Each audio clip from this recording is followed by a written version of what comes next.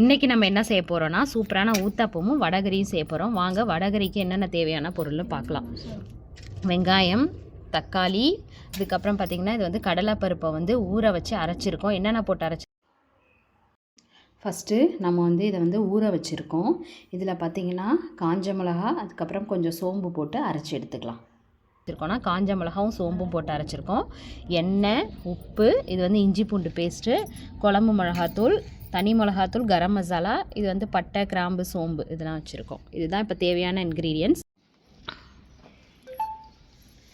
இப்போ பார்த்திங்கன்னா வடகரிக்கு முதல்ல தவா வச்சு எண்ணெய் ஊற்றி கடலைப்பருப்பை கொஞ்சம் என்ன பண்ணியிருக்கோம், தோசை அடை தட்டுற மாதிரி தட்டி 2 சைடு திருப்பி இது பண்ணி வேக வச்சு எடுக்கணும்.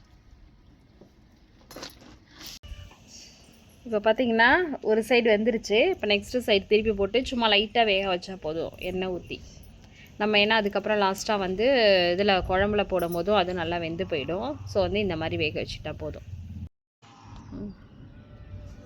சட்டி காஞ்சிடுச்சு. இப்போ எண்ணெய் ஊற்றிக்கலாம். இப்போ வந்து நம்ம எண்ணெய் ஊற்றியாச்சு. இதில் வந்து ஸ்பைசஸ்லாம் போட்டு கொஞ்சம் சோம்பு ஆட் பண்ணியிருக்கோம். வெங்காயம் நல்லா வதங்கிடுச்சு. நம்ம கொஞ்சமாக வந்து இஞ்சி பூண்டு பேஸ்ட்டு சேர்த்துக்கலாம். இப்போ கேஸ் சிலிண்டரெல்லாம் ரொம்ப தட்டுப்பாடாக இருக்குதுன்னு சொல்லியிருக்காங்களே, இப்போ உங்கள் ஊர்லலாம் எப்படி இருக்குது? பழையபடி நம்ம விறகடுப்புக்கே போகணுமா, இல்லை இண்டக்ஷன் யூஸ் பண்ணுற மாதிரி இருக்குமா?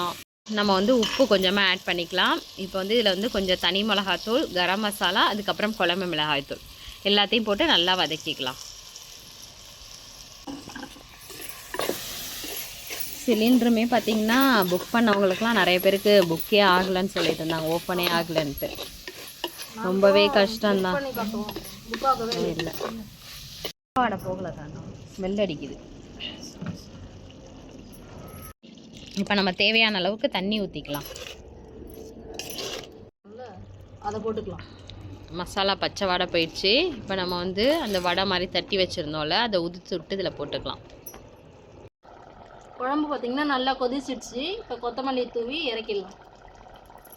நல்லா கமகமன்னு வாசனை வரும். இப்போ வந்து நம்ம வந்து ஊத்தப்பம் ஊற்றிக்கலாம். ஃபஸ்ட்டு லைட்டாக எண்ணெய் ஊற்றிக்கலாம். நல்லெண்ணெய் யூஸ் பண்ணியிருக்கோம். இப்போ வந்து கொஞ்சமாக ஒரு கரண்டி தோசை மாவு ஊற்றிக்கலாம். இப்போ வந்து வெங்காயம் குட்டி குட்டியாக கட் பண்ணி வச்சுருக்கோம், அதையும் சேர்த்துக்கலாம். நெக்ஸ்ட்டு கேரட் குட்டி குட்டியாக கட் பண்ணி வச்சுருக்கோம், அதையும் சேர்த்துக்கலாம்.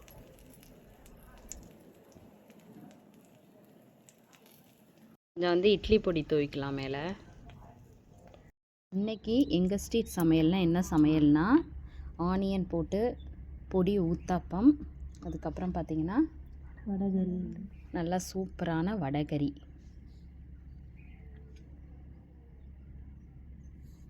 இதுதான் இன்றைக்கி நம்ம ஸ்ட்ரீட் சமையலில் ஸ்பெஷல். அது கொஞ்சமாக ஆனியன் வச்சுக்கலாம். நீங்களும்